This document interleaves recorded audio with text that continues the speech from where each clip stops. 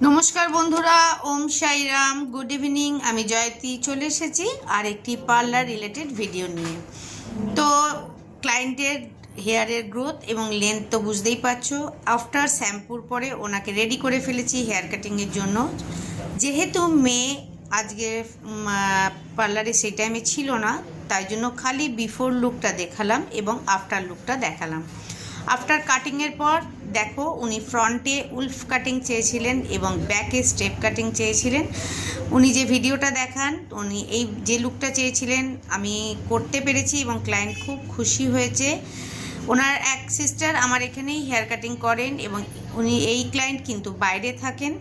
তো বাইরে থাকা সত্ত্বেও তার গেস্ট মানে রিলেটিভের বাড়ি আসার পরও উনি এখানেই হেয়ার কাটিং করবেন এবং আমাকে এবং আমার পার্লারকে বিলিভ করেছে। তার জন্য এই ম্যামকে অনেক থ্যাংক ইউ, অনেক ভালোবাসা।